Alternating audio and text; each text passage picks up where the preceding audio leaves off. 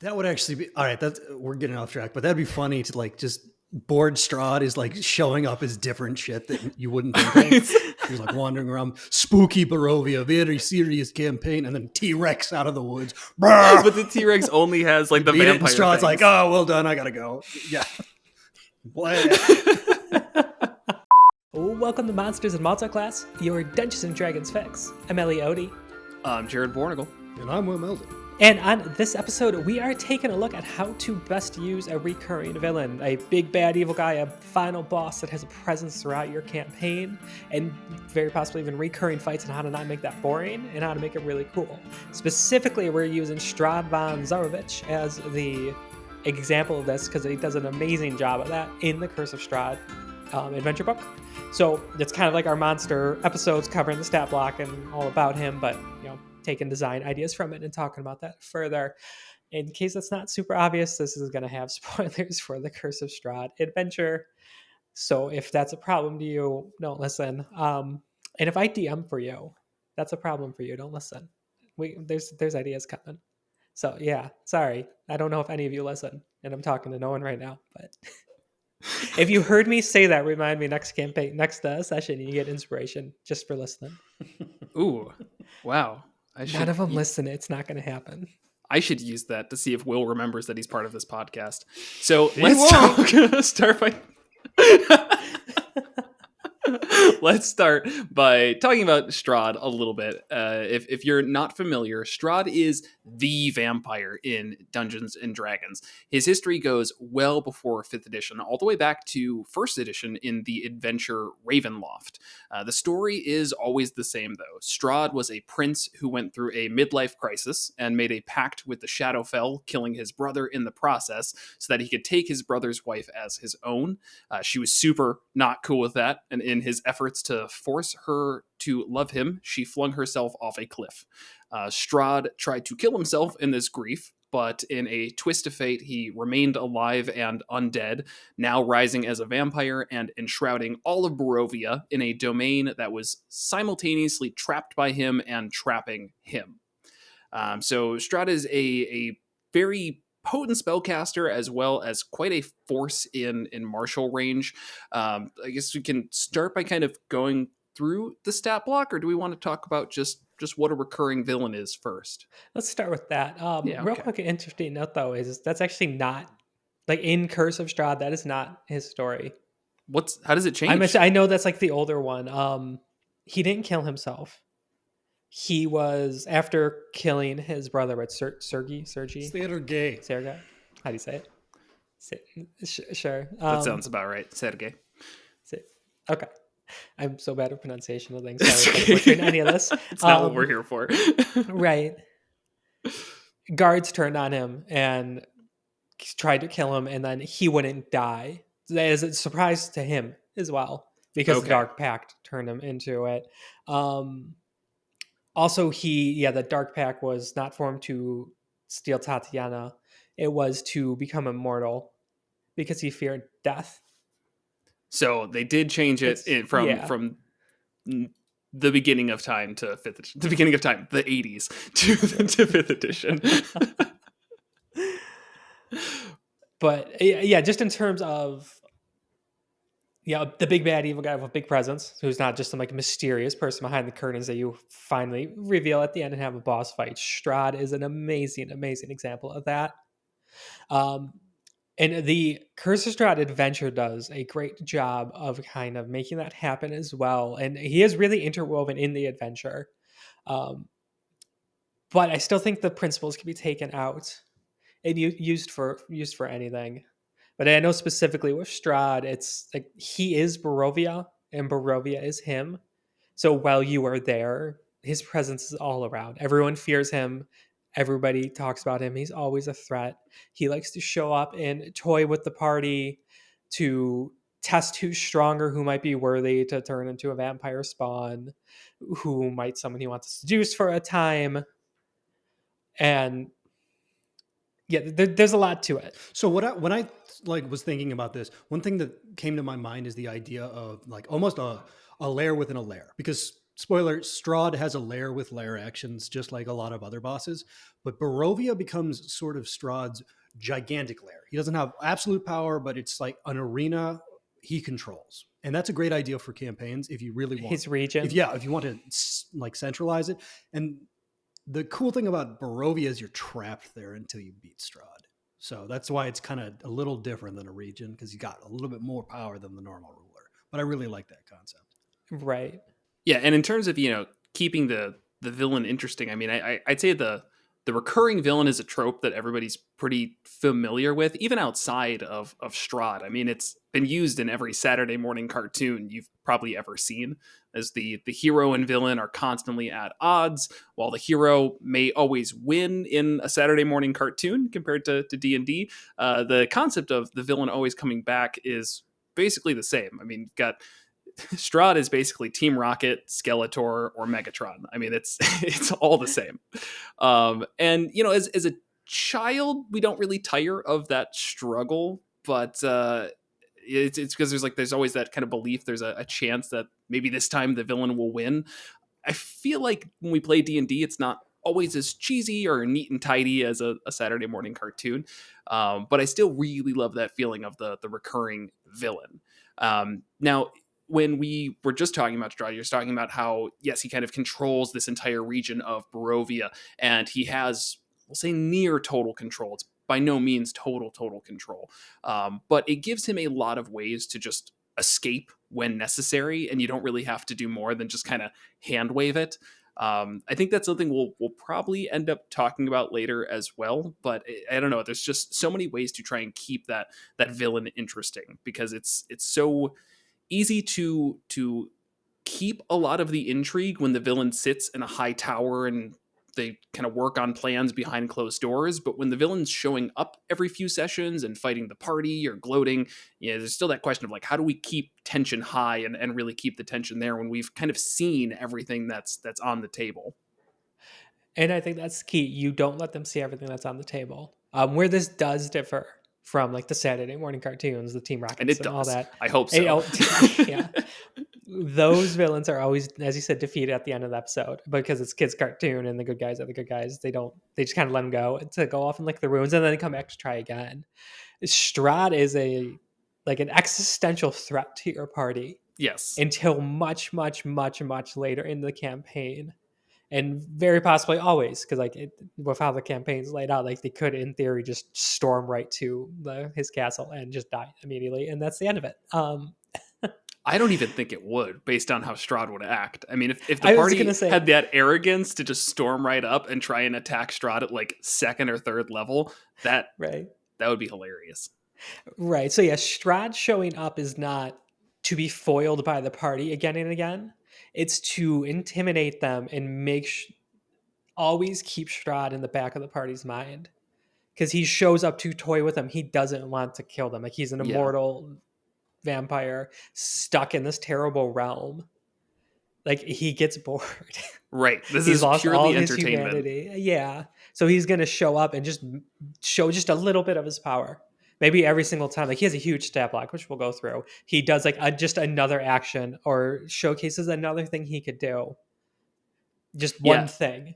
To me, that really, the thing that separates this recurring villain idea aside from, say, any other trope you want to play out is the arrogance. I mean, there is such a level of arrogance that comes from somebody who's going to show up, kind of bat the players around like they're some cat toys, and then just take off when they're bored.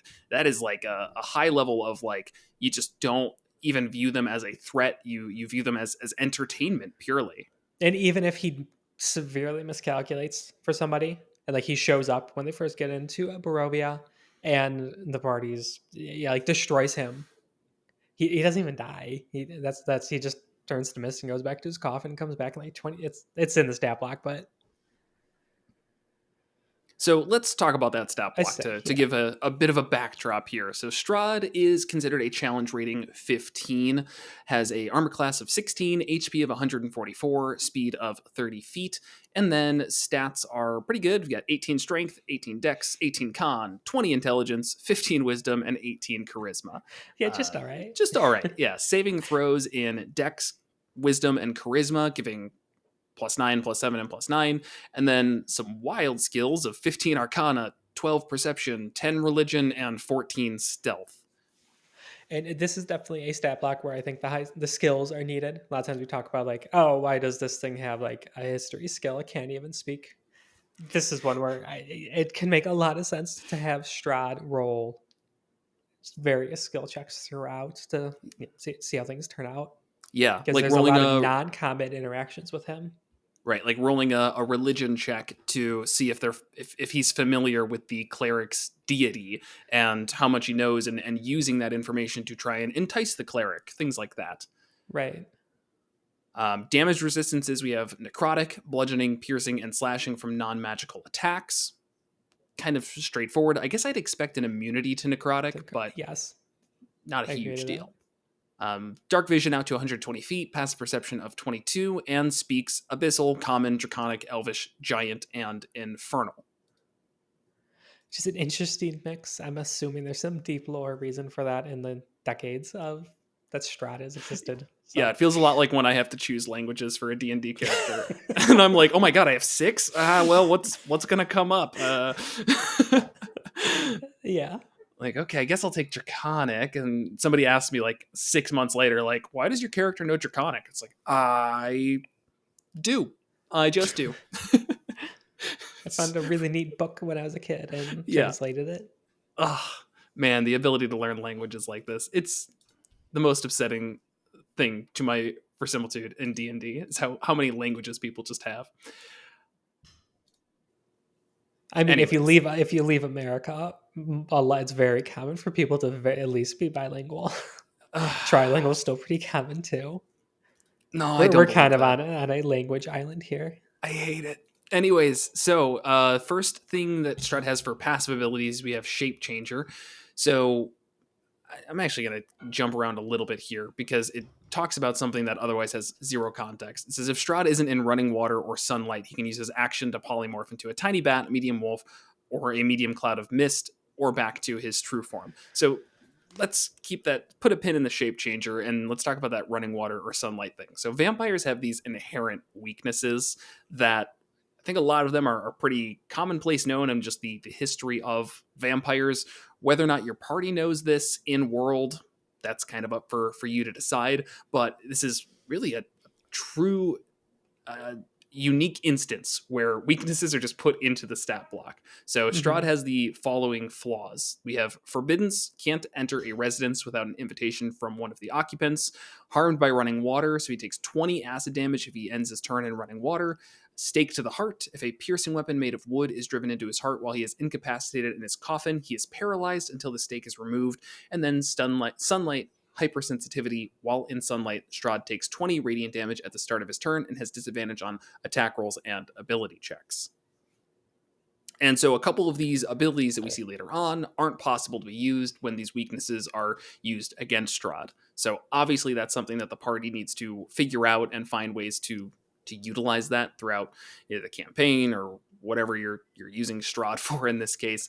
And I don't know, I love that those are just like baked into the stat block. Yeah, I definitely like the weaknesses. Very much taken from just vampire mythology or very reminiscent of it. And Strahd needs that stuff. It's just enough to give your party a sense of a little bit of control and being able to do some creative things to be able to continue to get away from him and keep not the upper hand, but him at least at bay, especially the forbiddance where it can't enter residence without an invitation. Sunlight hypersensitivity definitely doesn't come up unless the party prepares it because Barovia is shrouded in like eternal cloudy days. It's always overcast. Yeah, a couple of ways you can probably work that out, but it's things to keep in mind is that in the event that any of these do come up, mainly the sunlight and the running water aspect, it's not like Strahd's just going to sit there and take it. Those are usually, encounter enders where Strahd's like, all right, you've got the upper hand. I'm out. That's right. Not the game we're playing here. Right. So go ahead. But yeah, in terms of sunlight, there is the magic, like there's an artifact within Curse of Strahd you have to hunt down and get. There's 3 of them. One of them's like, it's basically like some sort of a name, which will definitely utilize sunlight hypersensitivity. There's also sunlight spells, and I think a couple other ways. I think Yeah, some cleric subclasses could play off of that. yeah, and there's like control weather. I don't know how that would work in Barovia if you can make it sunny with control weather spells, but that's probably somewhere talked about in the I book. think I it's don't also know. an 8th level spell. That was going to be my follow up. It's also pretty far away. Yeah, this campaign ends at 10, So they want you to think. You can have it end at 20 if you want.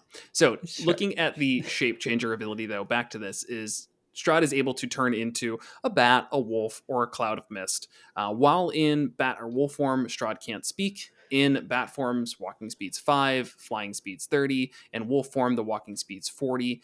And otherwise, the statistics, other than the size, are unchanged. So even as a bat, Strahd has a +9 to dexterity saving throws and 18 strength and all of that. Anything he's wearing transforms with him, but nothing he's carrying does, and he reverts to his true form if he dies. Talking about that, though, I mean, that just usually the downside of polymorphing or shape changing in combat or for whatever reason is that your stats are basically garbage. But in this case, it's you retain the AC, the HP, as far as I can tell. Sure. I don't think he would use these for combat, though. Okay, he can't speak in them, and that's like he's gonna want to taunt the party and mess with them and try and drive wedges during combat. I think the shape changer forms play really, really well into the ever present nature of Strahd. Barovia is full of bats and wolves, and at any point, Strahd could be one of them, and you don't know. It's always just a threat. Um, Especially bats. I know That's fair. somewhere it's like in the introduction, somewhere in the first chapter, it talks about how there, as the sun sets, thousands of bats stream out of a cave, and sometimes Strahd likes to join them. And so anytime that happens, it's like, uh-oh, are we being watched? Strahd right there. You get attacked by a pack of wolves when you're level 8, which is not a fear at all. One of them might be Strahd. It's just always a threat, always there. Makes them really easy to get the upper hand, to sneak up, to ambush, to get around unseen.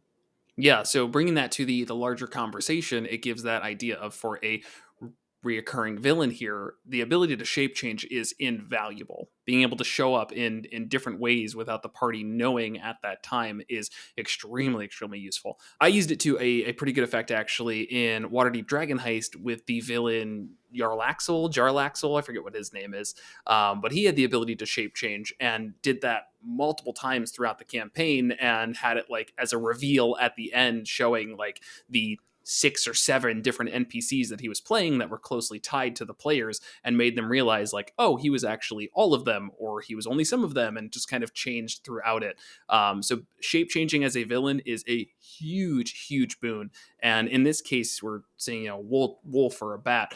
I mean, if the party gets attacked by wolves, maybe one of them runs off and the party doesn't even think about it until later they see Strahd turn into a wolf, and maybe they put those pieces together and things like that can be really fun. Or maybe the wolf beats their ass. Yeah, there's that too. I will say that you mentioned like he probably wouldn't turn into these during a combat. I could see turning into a bat mid combat just for the moving to a new location, the ability to fly and like change up the area and where the fight is occurring. That one could be worthwhile actually. Because gaining a fly speed, I know it's obviously a big cost as a whole action, but yeah, there's other things he can where do. he's at. Like if out in Barovia, like okay, in his castle, that's not necessary because he could just kind of freely move through his castle. That's which true. We'll get to, but yeah. All right. So rounding out this, there is talk of the mist form, which if he hits 0 points, he turns into mist. So while in mist form, Strahd can't take action, speak, or manipulate objects. He's weightless, has a flying speed of 20, can hover, can enter creatures in a hostile creature space and stop there. In addition, if air can move through somewhere, then the mist can squeeze through there. He cannot pass through water, and he has advantage on strength, dex, and con saving throws, and is immune to all non-magical damage except the damage he takes from sunlight. So mist form is a very easy escape plan for Strahd. Yeah. Yeah, you said if he dies, he could also just shape change into this as well as an action. Yep, again, just another ever-present thing. It's a foggy night. Like, Uh-oh, is Strahd the fart cloud? You never know. Right? I'm going to let you take over for a second here, Ellie. I'm going to popcorn the stat block. Sure. All right. Legendary resistances 3-day. Fails to save and throw. Could choose to succeed instead. Nothing spectacular. For Strahd, though, I would want to see more just because he's such a huge, iconic villain. But whatever. At this point in time, when this book came out, 3-day legendary resistances is what they did, and it's what he's got. He's also got really good saving throws in all the ones that matter. +9 charisma, wisdom, and dex. Right. That's a fair point. All right, Misty Escape. When he drops 0 hit points outside his coffin, transforms into a cloud of mist, as we just talked about, instead of falling unconscious. Provided that he isn't in running water or sunlight. If he can't transform, he is destroyed. Put a pin in that because he is very hard to actually destroy. When he has 0 hit points in mist form, he can't revert to his vampire form, and he must reach his coffin within 2 hours or be destroyed. Once in his coffin, he reverts to his vampire form. He is then paralyzed until he regains at least 1 hit point. After 1 hour in his coffin of 0 hit points, he regains 1 hit point. So basically, really, really hard to kill. You have to really set it up.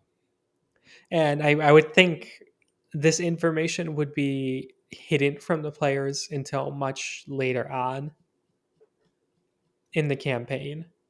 Yeah, I can't imagine that they'd even... The first time, if they did drop Strahd to 0 HP, I don't think they'd even recognize what's happening beyond that he turns into mist and disappears. And also, I don't think it's going to happen until they are like setting off to the castle with their artifacts determined to do so. It's just so easy for him to escape. And he's also just so much stronger.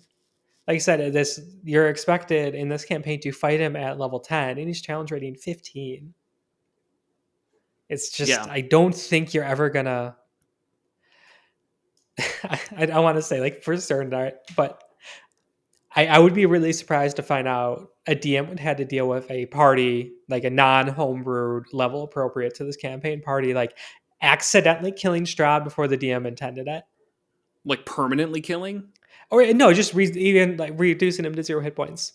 I could see reducing to 0. I mean, I know regain. I don't know. Yeah, you're inviting a lot of people in the comment section to describe. That was going to get the next thing. 5x5 party. If that happened, let me know. I want to know the situation. Yeah, because with 144 HP, I can think of like 12. And the fact that his regeneration, which we haven't talked about yet, gets cut off if he takes radiant damage, I could see a story of my 5 paladins, my 5 paladin party brought to Curse of Strahd that the DM some reason approved. One shot Strahd at 4th level, actually. Right. Great. I still want to hear about it. That'd be cool. Yes, please. But yeah, outside of like ridiculous situations like that, either specifically engineered to do this or ignoring rules or using crazy homebrew, I think it would I be disagree very once we get to 7th level. I'm just like laughing my ass off thinking about that situation where your dickhead party all comes with these like min-max to hell paladins and just nuke Strahd out of the gate at level 5, like 1 round, it just destroyed, and then you have to redo the entire campaign where it's him like fortifying his castle to keep. Stay away! I'll open the fog, please. No, I still think in that situation, I mean, Strahd has allies that he'd be sending instead. There's more to it, and just because you're doing radiant damage and doing a lot of it is not the end all be all. He can just, I mean, because what's the easiest way to counter a paladin? Be 15 feet in the air? So yes. He's not building up his castle to keep them out. He's just building little like 10-foot tall towers that he can fly up to the top of and the paladins can't climb. It's not the end of the world for him. He would underestimate them one time, and that would be the last time. Yes. Also, he's not vulnerable to radiant damage, so It's not like it's doing extra. It's just taking away his 20 HP regen. I was gonna say, yeah. So the next thing is regeneration. He regains 20 HP at the start of his turn if he has at least one hit point and isn't in running water or sunlight. If he takes radiant damage or damage from holy water, this trait doesn't function at the start of his next turn. So just like, yeah, if he gets smitted, whatever. Smitten. Yeah. If Strahd is smitten. Right. He won't regenerate that turn, but he'll start to. And like a low level party, level 5, I think it'll be hard for to do 144 damage worth when it's not a vulnerability. Right. At level 7, though, that's where I said, I'm like, I can see Why? it. What happens at 7? It's just, you all are putting up numbers close to that. Okay. If you're all focusing damage right now at level 7, you can put 100 damage down. I won't say easy, but not like, it's not unheard of by any means. And it's something that I constantly have to dance around when creating enemies. So it's not that it's going to be easy. It's not that it's going to happen every time. It just starts to be a possibility in my eyes. Sure. And even for those crazy situations, it's like all paladins. We're getting kind of really, we're getting kind of really knocked off the path here of like the coolness of a recurring villain and just talking in the nitty gritty details. But us, you would also need him to like roll really low in initiative and them to all roll before him, and he is just standing there and not taking his legendary actions. And even then, it still just doesn't matter. You get the upper hand on him one time. It's not the end of the world. It's the end of that fight. Right. All right, but moving on to the spell. Stat block is spell casting next. He's a 9th level spellcaster. Spellcast melee is intelligent, so DC of 18 and plus 10 to hits. So this has him up to 5th level spell slots. Ray of Frost, is best I can tell, I think it's only ranged attack. No, actually, Blight is ranged. Oh, in that fact, is a 30 okay. foot range. And Fireball is ranged. Fireball's pretty ranged as well. Sure, okay. I missed Animate that. objects is arguably ranged. You could argue that. Yeah. Okay, all spells though, which take its entire action. This was before the Monsters of the Multiverse rework of spells as part of multi-attack, which if Strahd ever gets reworked in that new style, I think letting him be able to cast spells as part of a multi-attack, it is a must for him. I would almost even say just do that change anyways. Yeah, I would definitely say that as well. Yeah. But yeah, Mage Hand, Prestidigitation, Ray of Frost. What are ones that might come up? Fog Cloud, Sleep at lower levels. So I would even say, before we go through and read every single one, Sleep at lower levels would be hilarious, though. Yeah. The party thinks that they're going to win and he just sleeps all of them. Ooh. Yeah, I mean, yeah, definitely can. But this is one of the few times that all of these spells that might not have a combat use or might not have every combat use do start to become important, because sure, usually, he's not going to use Gust of Wind, but when you're having a fight over and over again, you get to use those and admit that they're not the optimal move, and that's okay, because we're going to just make the fight different this time. How would it be different if we tried to structure a Strahd fight around the Gust of Wind spell? And does it sound silly? Yeah, for the most part, but Strahd's messing with them. He's just going to Gust of Wind and just keep pushing them back, and that's the challenge this time. Is that really great for the final fight? No, he's going to use Fireball at 5th level and blights out the butt, but in this one fight, yeah, he's going to Gust of Wind them and then do a Fog Cloud and disappear in his little mist. Right. Mirror Image is another good one to just kind of change up the fight. I mean, it's a good spell anyways, but yeah, that's a final fight one. That one's too good to not break out in the climax. Right. Some of these you need to be careful with, like dropping a Fireball. Like the first time you meet them at level 3 it's going to kill the party. That's the prologue. You start off as a group of adventurers going to Barovia, and you tell your players to bring 2 characters, and they're like, not sure why. And then you blow every single one of them up. Like, first 20 minutes of the campaign with Strahd. They don't even make it out of Death All House. right, pull out your next set of characters. And it just has a short little cutscene of Strahd going, might have started a little too high on that one. Exactly. We'll pull back next time. Right. Detect Thoughts is great for that kind of recurring scary villain presence. As he's toying with you and interacting, trying to peer into your thoughts and get your secrets and and use them against you. Big Yeah. thing is driving wedges between the party, and Mhm. anything that and maybe this is something that you tell the players beforehand, like, hey, I want you to, you know, come up with some negative things about the other players, or not the other players, sorry, the other characters. Tell me everything you hate about the person to your left.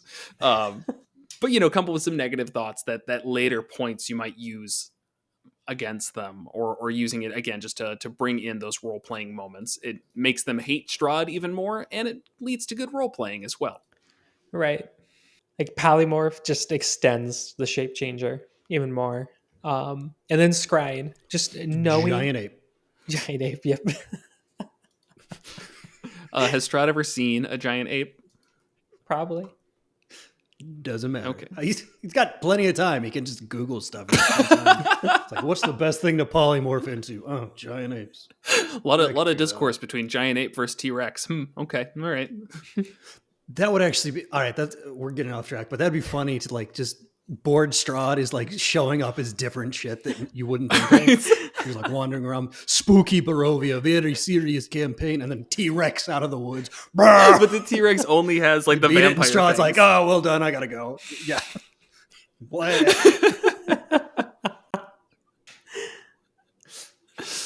He's just like test driving different animals he looked up in books.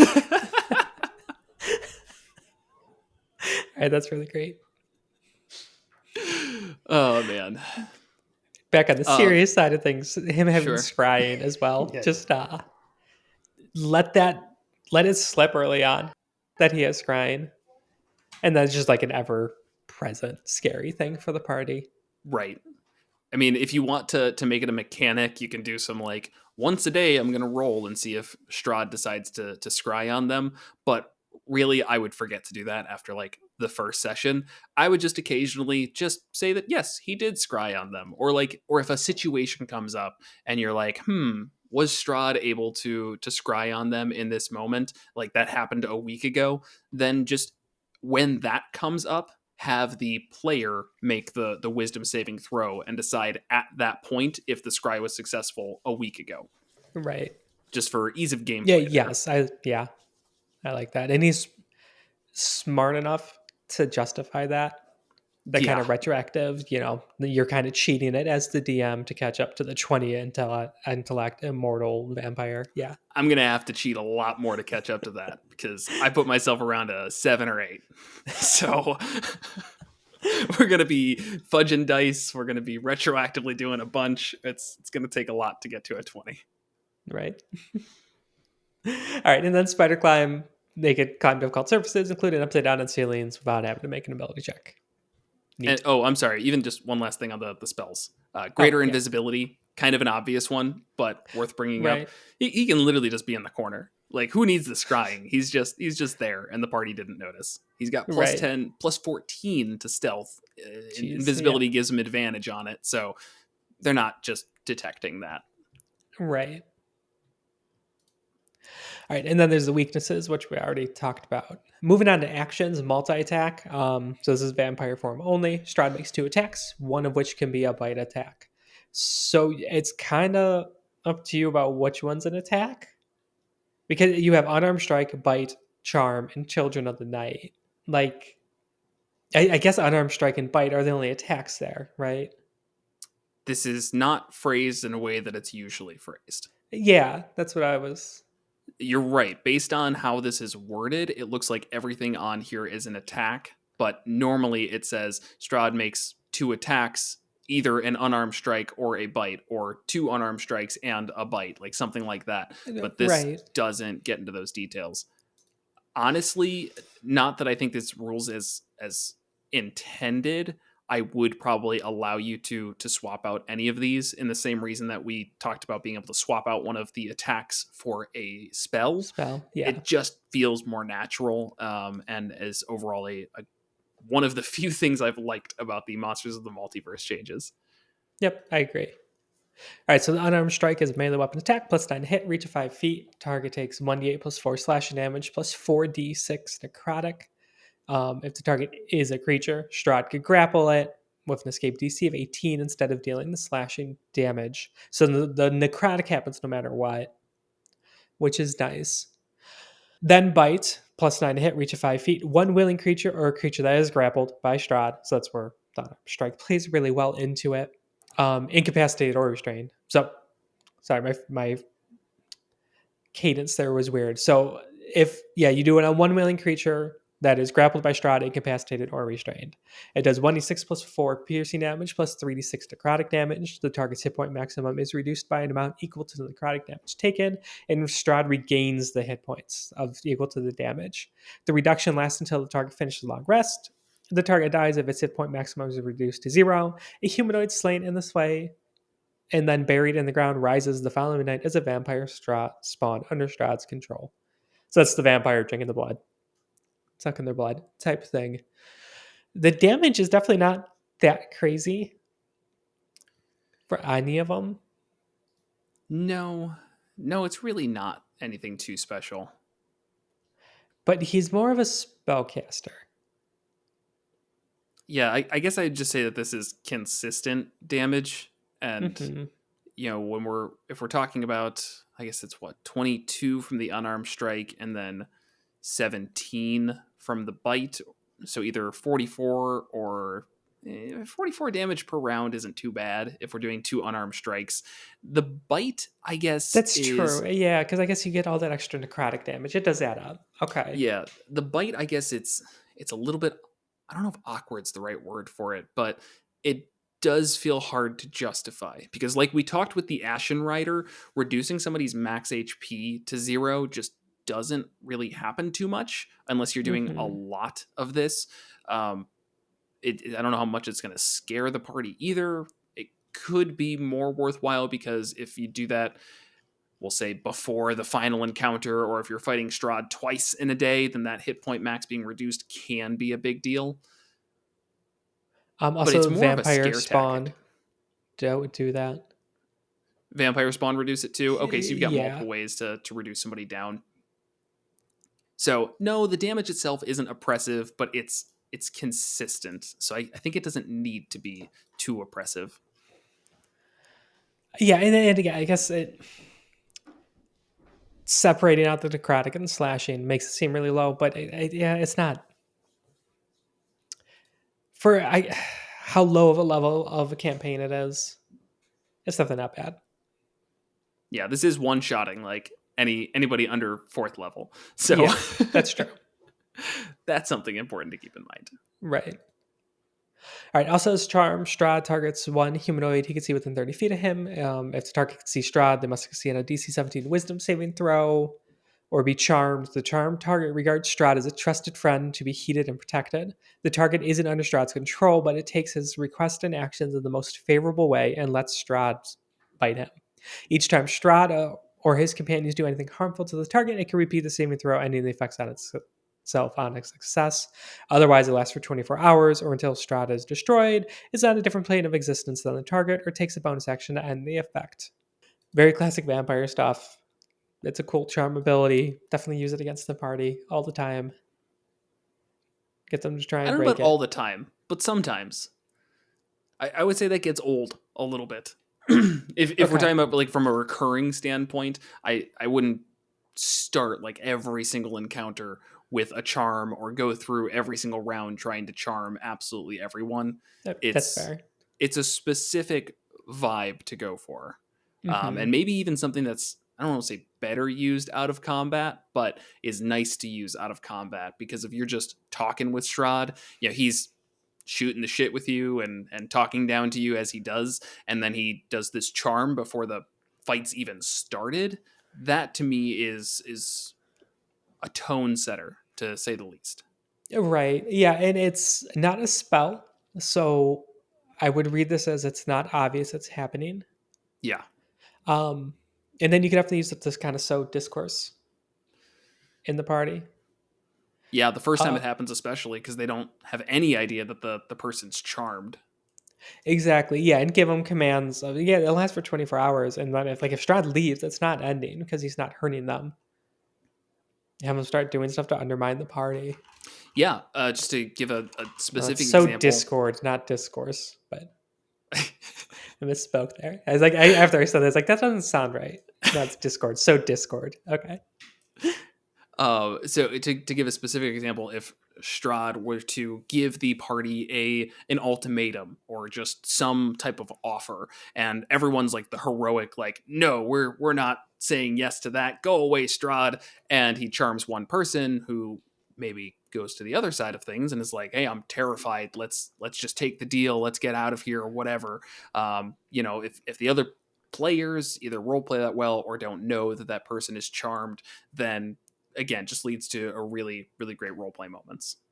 Okay, and then Children of the Night, 1 a day. He magically calls 2d4 swarms of bats or rats, provided the sun isn't up. While outdoors, Strahd could call 3d6 wolves instead. The called creature rides in 1d4 rounds, acting as allies of Strahd and obeying his spoken commands. They remain for 1 hour until Strahd dies, or he dismisses them as a bonus action. So it's just a way to get allies. The arrive in 1d4 rounds I don't like, because 4 rounds could be a really long time. Yeah. It'd be kind of hilarious if Strahd is killed in that time or leaves in that time, and then the party's like, wow, that was a tough fight, and then just 3d6 wolves show up. There's 18 wolves, yeah. Which is a lot of wolves. It's a lot of wolves. Like, that's a problem. Like, if I just going about my day, if I saw one wolf, I'd be pretty terrified. But seeing 18 wolves is, I'm not even calling animal control there. I'm calling the government. Right. Just straight to the top. There's 18 wolves. They're acting together. This is dangerous. Somebody, the Pentagon, they deal with that stuff, right? Right. Liam Neeson. Liam, there's 18 wolves outside my house. I'll be right over, bud. Deal with this all the time. Just another day. All right. But otherwise, yes, it is a long, long time. Something that might be better served doing before combat, or even just as part of the, say that his I'm leaving you with this, so he fights you for 2 rounds and a swarm of rats show up and it's just like, you know what? You're not even worth my time. My rats are going to finish this off. Obviously, they're not going to. It's a swarm of rats, but the concept is there. It could be 8 swarms of rats. Okay, that is a lot of rats. Yeah. Liam? That's an absurd amount of rats. Does he deal with those too? Not just wolves. Oh, crap. I can't think of a movie where Liam Neeson fought rats. So yeah, say there's the Gray. I don't think the rats exists. The Gray, but for some reason it's people stranded in rat territory. The sewers in New York. How'd a plane crash down there?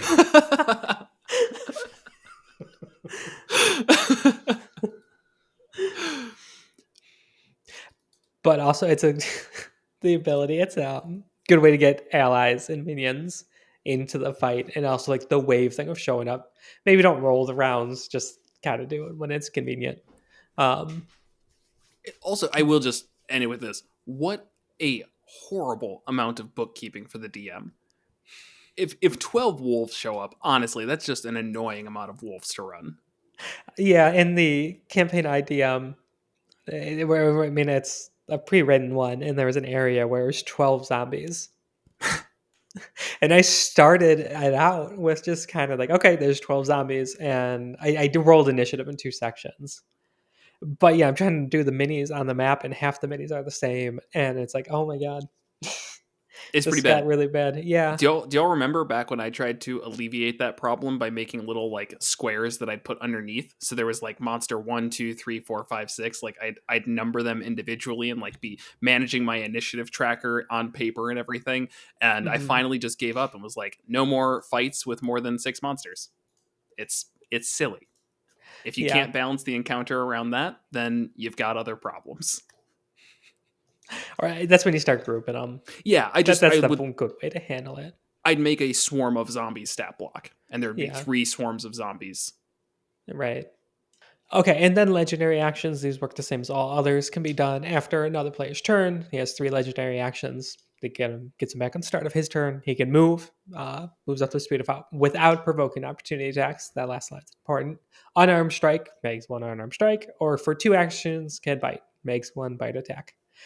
I find these really dull. I wish these were more interesting and flavorful. Steal some Mummy Lord ones. Right. Like, I mean, yeah, let him Strahd's turn like into definitely... instead of them moving with that up to his speed without provoking opportunity attacks, he turns into bats. He turns into bats and reappears up to his movement speed away. Yeah. I mean, yeah, I guess that's kind of on the DM to just make it flavorful. And You here's know like me, I the love skeleton. when it's on the DM. Right. It's great. That's why I buy books. Being able to do additional unarmed strikes or bites could definitely up his damage quite a bit. So, Yeah, but nothing nothing exciting about that though. Right. Okay, and then layer actions, which are a pretty big deal for him. So this is Castle Ravenloft, is his layer. It happens on initial count 20. He doesn't need to alternate between them. He can do the same one every turn if he wants, which is different and pretty cool, I think. There's 4 of these. So on the first one, until initial count 20 on the next round, he can pass through solid walls, doors, ceilings, and floors as if they weren't there. So you know how earlier I said he doesn't really need that, like, to transform into a bat to get around and stuff. In his castle, he could just So you're move not about wrong, freely. but it doesn't say that he gets a fly speed as well. Like, does gravity still apply to him? I'm gonna go with no. Okay, I'm fine with that. I would Yeah. run it that way too, but it doesn't say that. I mean, he can climb. He does have spider climb. That's true. Yeah, so he could play it like that. But I'm picturing more like Ocarina of Time, Ganondorf fight, him just kind of floating around in his gothic castle. I haven't finished that yet, so please preface things like that with spoiler alert. I'm still in the water temple. I feel like I've talked to you all about this, but I've never actually beaten Ocarina of Time because I didn't have it as a child, and then I tried playing an emulator, and it crashed on me when getting the horse out of the enclosure, and then I was like, well, I tried, and never ended up beating it. So Epona, yeah. Yep. So I actually didn't get that, but it was a good spoiler. All right. Anyways, next one, Strahd targets any number of doors and windows that he could see, causing each one to either open or close as he wishes. Closed doors can be magically locked, needing a successful DC 20 strength check to force open. Until Strahd chooses to end the effect, until Strahd uses the layer action again. This is more thematic, though it could be, if you set up a battle mat creatively, could be used to definitely split up the party. Easily. I would argue easily done. Especially, the best way to do this is bait your strongest character through a door. Right. With the right timing, it shouldn't be that difficult. It's the timing that gets tricky. Having to happen on initial count 20. Yeah, I think it doesn't totally matter, right? As long as you split them up in some capacity, it doesn't matter if your strongest is on one side or the other. I mean, right. Either side that they're on, they can try and break it down. But still, it causes panic, to say the least. Mm-hmm. And you can, with the kind of inbuilt grapple mechanics, you could very easily move people. True. And I think we've talked about this before, but with these encounters, as much as it might pain some DMs, rolling a 1 on your Strahd initiative, it's probably something you just want to not do. And the best way to not do that is to just not do it. Especially in Castle Ravenloft. Yeah. Yeah. All right, next up, Strahd summons the anger spirit of one who has died in the castle. The apparition appears next to a hostile creature that Strahd can see, makes an attack, and then disappears. And it's the statistics of a specter. And its attack is a life drain, +4 to hit, reach 5 feet. So basically, it's a flavorful way of saying on initial count 20, Strahd could cause the life drain attack, a +4 to hit, reach 5 feet, 3d6 necrotic damage, DC 10 con save, or its hit point maximum is reduced. So there's another way to do it. Equals what the damage takes in. More damage. Kinda Makes neat. sense. Yep.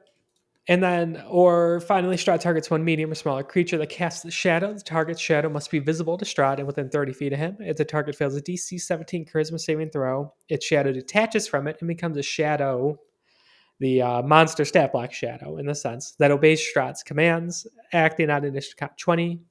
Create a restoration spell or remove curse spell. Cast on the target restores its natural shadow. but only if its ended shadow has been destroyed. So basically, it's summon a shadow in a really cool way. Right. If you summon the shadow, though, and then you just destroy it and you don't do the Greater Restoration or remove curse, do you just not have a shadow anymore? That's how I read it. Does that matter? Is there like lore implications there? Would you trust someone who didn't have a shadow? I wouldn't notice. Would you sell them stuff at your store? Would you even let them in town? Nice sunny day, and you notice, oh, big long shadows of this group of adventurers walking in, but one's missing one. Would you be like, oh yeah, that's a normal person that I totally trust and is not a ghost or some kind of monster? In the land of Barovia. Man, No, I mean after leaving. I just don't even pay attention to shadows that much, I guess. But I think because they're always there. I think if somebody was randomly missing a shadow, you'd notice. You're putting a lot of faith in me there. Either way, okay, I see how you can play it out role-playing wise, and yes, we can say people do notice. Whether or not I would is besides the point. Right. So really cool layer actions. I think each one has uses, and I like how they don't. You could do the same one twice in a row. Yeah, and it gives Strahd almost time to kill. In a way, like this final fight, wherever it happens, and it's probably going to be somewhere in his castle, is really not going to be in like a single room. You're going to have multiple phases to this boss fight. And if you want to hear about multi-phase boss fights, hey, there you go. There's a little plug. But you're going to have multiple phases, and using these layer actions can be a good way to utilize that. The first part of the phase, he summons a bunch of rats, and the specter is used. And then the next phase, he steals everybody's shadow over the course of 4 rounds. And then once he gets everybody's shadow out, or as many as he can get out in that time, he goes to another room, and it's like following him until he gets almost cornered, feeling like there's no other tricks up his sleeve to do anything else but fight and have that final stand. Right. And every time he runs away like that, he regens 20 health every 6 seconds. So it is basically like a restart to the fight if you can't follow him, which would be pretty hard to be able to do. Right. And that's where the artifacts come in. There's one that allows you to like lock down and stun a vampire, which is pretty much a necessity. Yeah, here. I mean, for it to really have a chance of ending, I know that with the setup of the campaign, you don't need to get like all 3 artifacts, but that one sounds like it's probably necessary. Right. And one last thing here really worth talking about, the Heart of Sorrow. And the stat block has 144 health, but he kind of has 50 more because he has a connection to the Heart of Sorrow, which takes damage for him. And the Heart of Sorrow has 50 hit points. If all 50 of those are taken, it's destroyed. He could disconnect it himself to it. So if it's getting low and he knows that he's going to keep toying around a little bit and then flee, he could disconnect it so it stays up. And then it regens. I don't remember the specific rules. That's not important. But so he kind of has 194 health, which is a big difference. 194 plus 20 regen. It is a thing you can go beat. That's what I was going to say. And also, if in the castle, I know you could seek it out and destroy it. Yeah, and all of these things are just like fun ways that can really change how you do this final fight, because that's, if the party does storm the castle and breaks in, they find out about this Heart of Sorrow, they know it, and they're going for that first, then it could just be a very interesting, I don't know if chase scene is the right word, but just a romp through the castle for them to find the Heart of Sorrow, destroy it, while Strahd is phasing in and out of the rooms, sending minions at them, and doing whatever he can without, hopefully at the start, getting too involved to slow them down and get them to leave. But yeah, that is the Strahd stat block, layer actions. We kind of felt like throughout we talked about how to utilize all this stuff and why it works well as like bringing him back and a recurring villain. Yeah. Did you have more to talk on that, or? Maybe I've got some like just general points that I wrote down of like ways to things to keep in mind when trying to do villains like this. So like number one, when the party's weak, just toy with them at every opportunity, because arrogance is really key to a villain like this. Just the ability to show that you have the upper hand at any situation you can is always good.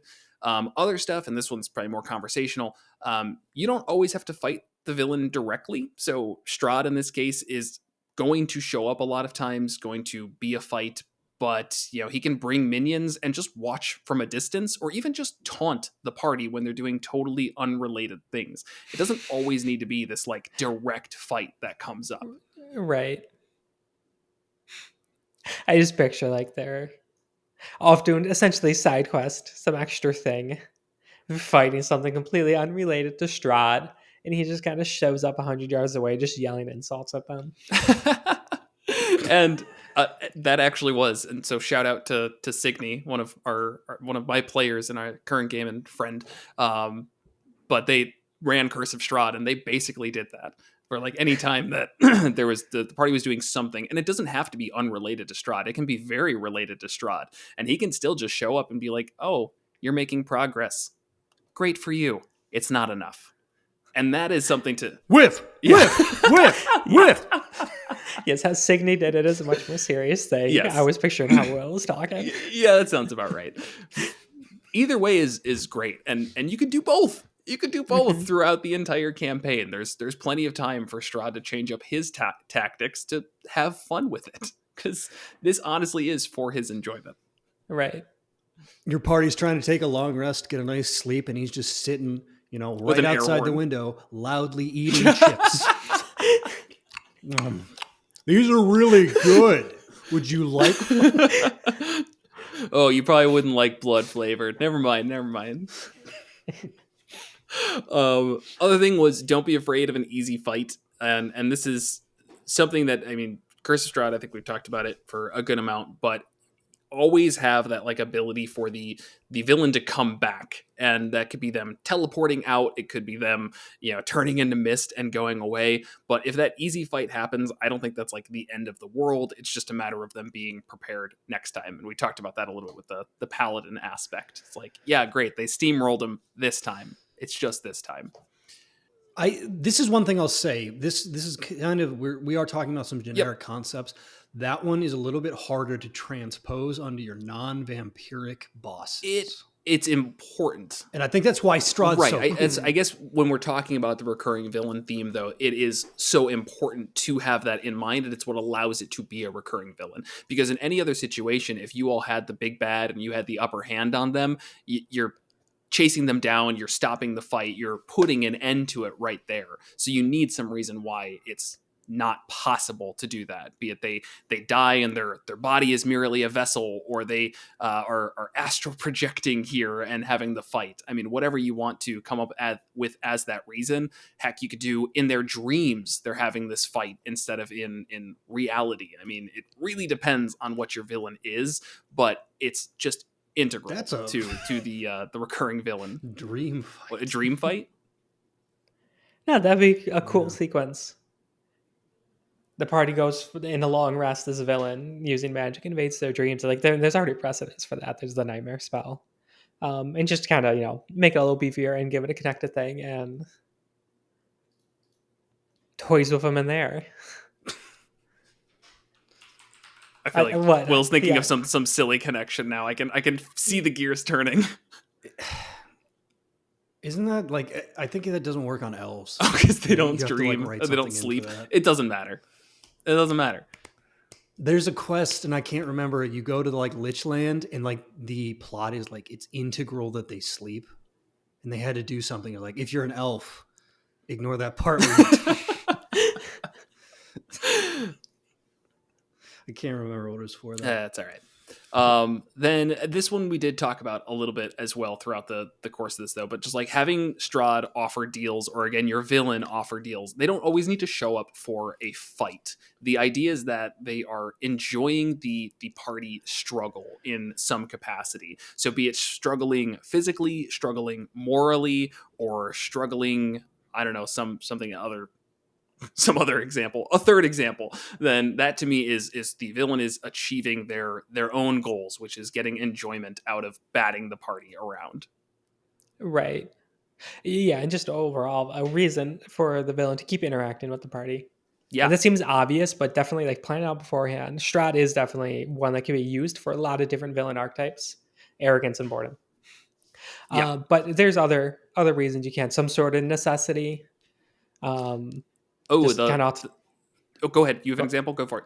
just kind of thinking off the top of my head, maybe the villain has some sort of aura around it where they learn about people when they're in the aura. And so they're like kind of like learning more and more about the party and their memories and their skills and abilities. And so this is a reason to be around them, install around them, and keep showing back up. And also to do it more frequently because relearning what they've done. And at some point, maybe the party finally learns about this. And so this villain keeps trying to show back up to, what seems like toying with them, but to like learn about what they've been up to in the past, week or whatever. And the party needed to keep them at a distance. Hit my microphone there. I'm sorry if that was loud. No, I like that because then you just get into that whole that idea of the parties working against the villain, but the villain is figuring out all of those plans and using this interaction to then learn about them and counter those plans as well. The other one I was thinking of, I feel like this is it's been used in some form of media, but the party unknowingly is part of a bigger plan, be it a prophecy or something that the villain needs to come to fruition. And so they need them to go to a certain point of success where they then are supposed to take them down. Little plot armory, but who cares? I mean, this is talking about a specific villain. When you've got a specific villain, there's going to be some plot armor involved. Right. Or maybe even make it accidental. I mean, it's the villain, it's the antagonist of the campaign, but maybe they are not this great, ever-present, overarching villain like Strahd is. And they just keep ending up in these same areas at odds with one another. Funny meeting you here. Fight to the death? Fight to the death. Gary Oak. Yeah. The Gary Oak problem. That gets more into the rivalry aspect, which is, I guess, probably its own conversation. Sure. But either way, I think I like that. Go ahead. The fantasy idea, though, is like you've got your quest board, right? So it's like, hey, kill 50 rats in the forest. And then you have, your counter quest is like, pays the exact same. It's like prevent someone from killing 50 rats in the forest. And so the nega party follows your party doing the quest they didn't take. That's so annoying, but I've used that, just not in such a meta way before. Because there was the time where you all had like a rival party, and they'd very much show up and have the opposite goal as you, or at some point a counter to your goal. So it's not that I dislike the idea; it's that how you described it is the dumbest thing I've ever heard. Will. Yeah. But either way, that's all I've got for villains, for recurring villains at least. Yeah, another thing is how to. Most likely, you're probably going to have some reason why this villain can't just be killed. And then, so it definitely makes you come up with a reason of how they can be killed and how you want that handled. How cathartic of an ending do you want the party to be able to achieve? With Strahd, it's a rough one as written. So, yeah, as we talked about, if he drops to 0, he just kind of regenerates. He can be killed in his coffin if you hunt him down there. Or stop him from going to misform, like killing him well in water, which is, I think that would be a tough thing to set up. But as you get higher level, you might be able to manage it. And so if that happens, they do reach the goal of being able to escape Barovia. Like the clouds, the mists go away and they can leave. But Strahd actually comes back. As written, it is impossible to kill Strahd. And I could see that being like just such a tough pill to swallow, such like a downer note to end it on. It's like, sure, all right, the party got away and maybe they won't care anymore because like they got out of Barovia, and that's that. But Barovia just comes right back under the thumb of Strahd. It's just an eternal loop. no matter what happens. That like that ancient darkness that he made the pact with will always revive him and always trap Barovia in this dark realm. Yeah, and I guess I'll definitely agree that it's such a downer ending. And I guess I'll ask the question of: is it necessary? Is it a necessary downer ending, or can you just say you did things in the specific order and you permanently killed Strahd? Barovia's free. Congratulations! This campaign doesn't matter anymore. We finished it. Yeah. Yeah, it's such an odd thing to add. Like, I guess I kind of like that it's like, oh, dark and spooky, but it's months later. Your party's moved on Right. with their lives. Yeah, I know. But then you're like, oh, but by the way, you actually didn't do anything. Why would you? Right. In a sense, it's to make it worse because it goes on to explain that the people of Barovia realize they're free.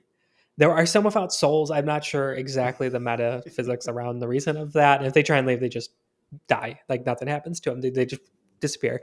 And then there's others who realize it's like, well, they have nowhere to go. They've been here for centuries, kind of stuck in this loop. And so they said, okay, well, Strahd's gone. We're going to stay and now actually make this our home. And they get just enough time to get used to the sunshine and the ever looming threats removed and the hopefulness of a new life. And then they wake up one day and the clouds are back and the fog's there and Strahd's back. Gothic horror, yes, baby. it's very Gothic horror. That's why it's there. And so if your party's like super, super into that and like really loving that vibe and the darkness and the despair of it, because we played maybe 3/4 of this campaign years and years ago when it first came out. So I don't remember too many specifics of like the non-Strahd related stuff. But if I recall, a lot of the things you interact with were kind of hopeless. There was not like a good outcome for much of anything. It was just kind of like two crappy options and which do you want to happen? And so that's really fitting for it. So it just depends who your party is, who you are, and if you want to end it that way. Yeah. If you do end it that way, I think it could be really cool pivot into a high level campaign, taking them from 10 to 20. This would have to be homebrewed, obviously, of going after that ancient darkness that he made the pact with that causes this to keep happening. And then that's the next step. 1 through 10 is dealing with Strahd and Barovia and finally defeating them and getting out and realizing like, okay, we're out, but all those people are still stuck in almost like a misery. mirror to Out of the Abyss, where it's like the first part of Out of the Abyss is like getting out of the abyss, and then it's like, all right, we got to go back to the abyss a little bit, just a little bit. Yeah.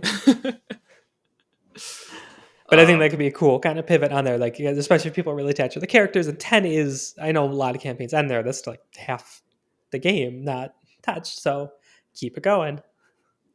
Yeah, no, that could be really interesting. I know it wouldn't be for me. Well, that's not true. That what you set up would be for me. Sorry, the standard ending that is set up would not be for me, and I would want at least a little ray of sunshine at the end, because for me there was a very small ray of sunshine, and then the clouds came back. For me, back. the fun of Gothic horror forever. For me, the fun of Gothic horror is getting out of that Gothic horror and like putting an end to it. But it's sure. That's fine.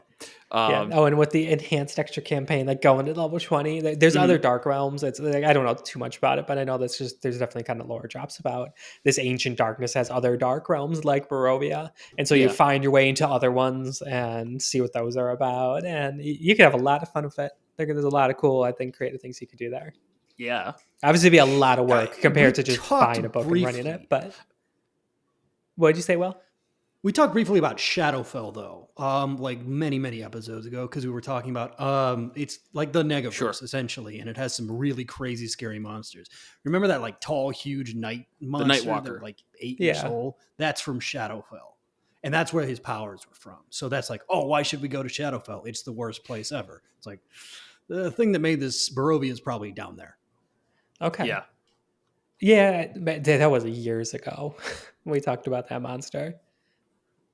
But yeah, if I remember, I think getting to the Shadowfell like results in like your soul being permanently trapped there. If you go through it, just through normal means, and like you die to get there, and so yeah, that's the whole thing to figure out. And tons of plot hooks. I think a lot of cool creative inspiration. I like it. You gonna run it for us? Nope. Okay. Wait, do you want to run Curse of Strahd first? And then I'll take over and run this.